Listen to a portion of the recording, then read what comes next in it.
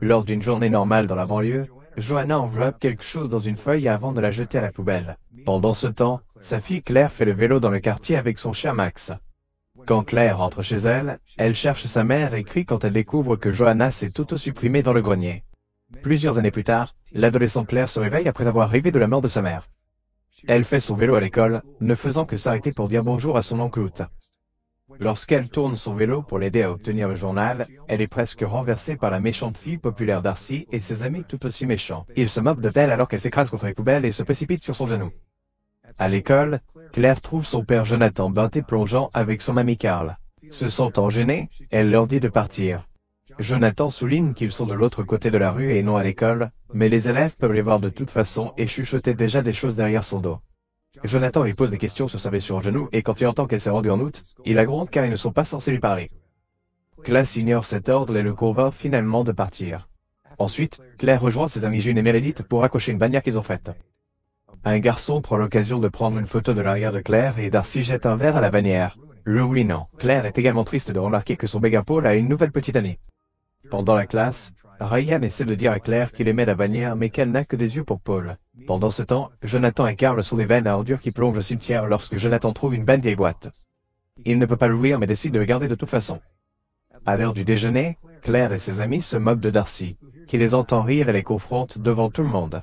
Claire explique qu'elle a appelé Darcy l'ultime smegma, qui est une sécrétion d'aine produite par les hommes et les femmes. Darcy la gifle pour l'insulte et Claire le retourne immédiatement. Alors Darcy la pousse au sol. Une Claire furieuse riposte en s'attaquant à Darcy et en commençant un combat sur une table.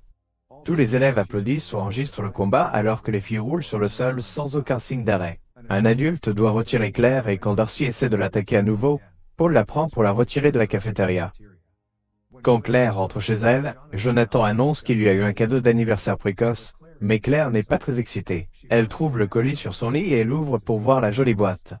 Il y a des écrits chinois à ce sujet qu'elle peut traduire par cette souhait, mais elle ne l'ouvre pas. Cet après-midi, Claire découvre que Darcy a publié une vidéo du combat, mais pas comment elle a commencé. Alors tout le monde prend son côté dans les commentaires. Elle a également publié une photo de la plongée de la benne à ordures Jonathan et maintenant les gens appellent Claire Garbage Girl.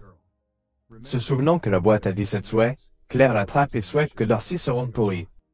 À ce moment-là, elle entend Max à la porte et l'ouvre pour le lit. Mais Max refuse d'entrer dans la pièce et grogne à la boîte. Au milieu de la nuit, pendant que Claire dort, la boîte ouvre et joue de la musique.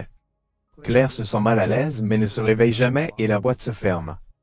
Après avoir eu une soirée pyjama avec des amis, Darcy se réveille et va aux toilettes, seulement pour découvrir que ses jambes pourrissent. Quand elle regarde dans le miroir, elle crie à la pourriture apparaissant aussi sur son visage. Le bruit réveille ses amis, qui prennent immédiatement des photos. Plus tard à l'école, les photos deviennent virales et tout le monde se moque de Darcy. Quand Claire rentre à la maison, elle prend une photo de la boîte, voulant en savoir plus. À ce moment-là, elle se rend compte qu'elle n'a pas vu Max depuis un moment.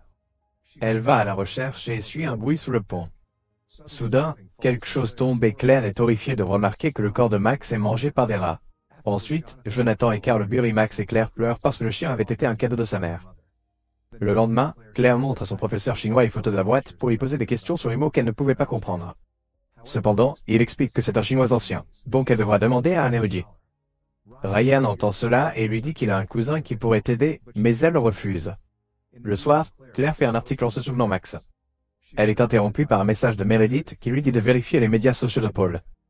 Après avoir regardé les photos de Paul, Claire attrape la boîte et souhaite que Paul tombe follement amoureux d'elle. Le lendemain matin, Paul ignore sa petite amie pour parler à Claire. Alors que la boîte s'ouvre pour jouer sa musique, Auguste prépare un bain. Malheureusement, il glisse et tombe à l'intérieur de la baignoire, se frappant la tête et mourant dans le processus. Quand Claire rentre chez elle, elle voit la mort d'Ou à l'actualité et Jonathan dit que c'est un bon débarras. Depuis que la famille l'a ignoré pendant des années, il ne pense pas qu'Auguste leur a laissé quoi que ce soit.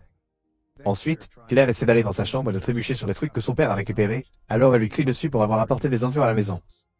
Embauchée d'être pauvre, Claire court dans sa chambre et attrape la boîte pour souhaiter qu'Auguste lui laisse tout. Quelque temps plus tard, Jonathan reçoit un appel informant qu'Auguste a laissé sa fortune à Claire. La famille déménage immédiatement à la maison Fantasy Doo et Claire obtient un nouveau téléphone et sa propre voiture. Elle fait du shopping pour de beaux vêtements avec ses amis. Ils se révèlent et achètent beaucoup de collations. Le nouveau look est remarqué par Paul. Le soir, Claire est choquée de voir la boîte ouvrir et jouer de la musique. Pendant ce temps, l'ancienne voisine de Claire utilise son élimination des ordures et entend un étrange bruit provenant de la machine. Elle désactive pour y regarder de plus près, mais elle ne remarque rien. Alors elle le rallume à nouveau uniquement pour que sa tresse se retrouve. Étant donné que la machine attire vers le bas, elle ne peut plus atteindre le bouton. Et finalement son cuir chevelu est arraché. Le cou de la femme atterrit sur le bord de l'illumination et se casse, la tuant. Le lendemain, Jonathan montre à Claire qu'il a trouvé certaines des vieilles peintures de Johanna. Claire craint de se retrouver comme sa mère, mais Jonathan promet de prendre soin d'elle pour éviter que cela se produise. Quelques instants plus tard, Claire trouve Jonathan jouant du saxophone, qu'il n'avait pas touché depuis la mort de Johanna. Cela signifie qu'il fait l'effort pour passer à autre chose. Cette nuit-là, Claire continue de rêver de la boîte. Soudain, elle se réveille et remarque une ombre qui se déplace dehors. Elle se précipite pour vérifier mais elle ne peut voir personne. Le lendemain, Paul rompt avec sa petite amie et demande immédiatement à Claire, mais elle dit qu'elle y réfléchira. Plus tard, elle recherche les symboles de la boîte sur Internet, mais elle ne trouve aucune information. Elle n'a donc pas d'autre choix que de demander de l'aide à Ryan. Sur le chemin de voir son cousin, Ryan et Claire se lient sur les souvenirs de la première année et leurs croyances dans le multivers. Finalement, il rencontre Gina qui pense que la boîte semble être une version d'un pot de souhait chinois. Vous êtes censé écrire votre souhait sur un morceau de papier et le mettre dans le pot, puis attendre qu'il se réalise. Gina traduit le texte, remarquant qu'il promet d'accorder cette souhait et qu'il y a des règles. Le wishmaker doit toucher la boîte pour faire le souhait et se débarrasser de la boîte, défaire tous les souhaits. La boîte a également le nom Lume afin qu'il le recherche sur Internet et trouve une vieille légende. Dans 1910, la peste bubonique a pris le contrôle de la Chine et la famille de Lumei était soupçonnée d'être affectée. Ils ont donc été mis en quarantaine dans une voiture de train. Toute la famille est décédée d'un accident vasculaire cérébral et d'une déshydratation à l'exception de Lumei. Voulant se venger, elle a pris l'objet le plus précieux de la famille, qui était une boîte à musique, et l'a emmené dans un temple. Elle a prié pendant 7 jours et 7 nuits jusqu'à ce qu'un démon réponde. Puis Lumei est devenue très riche et tous ses ennemis ont été vaincus. 12 ans plus tard, elle s'est autosupprimée avec l'opium. Il y a des phrases sur la boîte. Une partie dit que quelque chose se passe après la fin de la musique, mais Gina ne peut pas traduire le reste. Elle prend des photos de la boîte et promet de contacter un ami savant. Sur le chemin du retour, Claire découvre que Jonathan est toujours une benne à ordures plonge et lui crie, refusant d'entendre son côté de l'histoire. Quand elle rentre à la maison, elle attrape la boîte pour souhaiter que son père ne soit pas aussi embarrassant. Cette nuit-là, Jonathan apparaît comme un joueur de saxophone cool que Gina trouve attrayant. Pendant ce temps, Gina reçoit un email de son ami avec la traduction complète de la boîte et pense qu'elle est foirée. À ce moment, la boîte s'ouvre et une tempête fait sortir le pouvoir dans son appartement. Gina se rend sur le balcon pour un meilleur signal et laisse un message sur le téléphone de Ryan disant que le texte de la boîte la flippait. Soudain, la porte se ferme derrière elle et la fait laisser tomber son téléphone. Alors elle retourne dans son appartement. En raison de l'obscurité, elle trébuche sur le tapis et tombe sur une statue de taureau qui la poignarde avec sa corne, la tuant instantanément. Le lendemain matin, Ryan est horrifié de trouver son corps à la traduction qu'il se précipite à l'école et dit à Claire que le texte reste tandis que la boîte nécessite un prix sanguin. Ryan continue de demander si Claire a fait des souhaits, mais elle évite de répondre. Pendant le déjeuner, Paul invite Claire à s'asseoir à sa table, mais les enfants populaires détestent la voir et s'éloignent plus tard. Une photo éditée apparaît sur les réseaux sociaux montrant que Claire, saisissant les poubelles d'une benne à ordures quand elle rentre à la maison, elle prend la boîte et souhaite devenir la fille la plus populaire à l'école. Le soir, Paul invite Claire à une fête et tout le monde applaudit à son arrivée. Après avoir dansé pendant un certain temps, Paul et Claire s'embrassent. Cette nuit-là, Claire rêve à nouveau de la mort de sa mère, mais cette fois, la boîte apparaît également dans le rêve. Quand elle se réveille, elle voit quelqu'un à l'extérieur de l'enregistré. Claire essaie de chasser après l'homme, mais il est plus rapide et il peut s'échapper. Soudain, quelqu'un apparaît derrière elle, mais c'est juste son père. Quand elle essaie d'expliquer ce qui se passe, elle se rend compte que tout a commencé avec la boîte. Alors elle se cache dans un événement. Le lendemain, Claire revisite à son ancien voisin. Personne ne répond à la porte, mais elle sent une terrible puanteur. Claire entre à l'intérieur et est horrifiée de trouver le corps dans la cuisine. Plus tard à l'école, Claire peut s'asseoir avec les enfants populaires, mais elle ne se sent pas à l'aise et va chercher Meredith et June, qui ne sont pas satisfaites de la façon dont elle les Claire les convainc de l'écouter et leur parle de la mort et de la boîte, qu'elle a enchaînée. Meredith pense que c'est une coïncidence et appelle Claire égoïste pour avoir demandé des choses stupides au lieu de guérir le cancer. Après un court argument, June convainc Claire, c'est mieux si elle se débarrasse de la boîte. Claire sort pour le faire, mais elle entend Jonathan jouer du saxophone et décide de le garder après tout. Quelque temps plus tard lors d'une fête, Claire embrasse Paul dans sa voiture lorsqu'elle trouve les vêtements d'une autre femme. Puis elle vérifie le téléphone de Paul et découvre un tas de photos d'elle, ce qui signifie que c'est le gars qui s'est faufilé dans son jardin. Claire rompt avec lui, bien qu'il refuse de l'accepter. À ce moment, la boîte s'ouvre et une décoration tombe au-dessus d'un feu de joie à la fête. Meredith sort en jouant du danger juste à temps pour la sauver. Pendant ce temps, Jonathan est en route pour un concert uniquement pour que sa voiture obtienne un pneu plat. Tout en le changeant, Jonathan est presque renversé par 2 voitures de course. mais heureusement, il les esquive. Puis il frappe accidentellement son pneu de secours et frappe une autre voiture, le faisant rebondir. Cela le décapite presque, mais il esquive aussi le pneu. Après la fête, les filles restent dans un hôtel de fantaisie et Claire avoue à Joan qu'elle ne s'est pas débarrassée de la boîte. Meredith prend l'ascenseur et il s'arrête soudainement, alors elle est coincée. En quelques secondes, il ouvre la porte avant de remonter à une vitesse dangereuse. Les câbles se cassent et l'ascenseur s'écrase au sol, tuant Meredith. Après l'arrivée de la police, June blâme la mort de Meredith sur Claire. À ce moment, Ryan arrive et emmène Claire chez lui pour lui montrer ses recherches. Chaque personne qui possédait la boîte a vécu une vie fantaisie et réussie, mais toutes ont été entourées de morts et ont fini par se débrouiller de manière mystérieuse, comme l'homme qui a été retrouvé enfermé dans un sous-sol pendant un incendie de maison. La conversation est interrompue lorsque Claire reçoit des centaines de textes de Paul lui demandant de se remettre ensemble. Claire a une panne et Ryan lui crie dessus quand il entend qu'elle a déjà fait 5 vœux, mais il accepte toujours de l'aider à détruire la boîte. Il le jette dans le feu et l'ont frappé avec un marteau, mais rien ne se passe alors Claire le cache à nouveau dans un évan.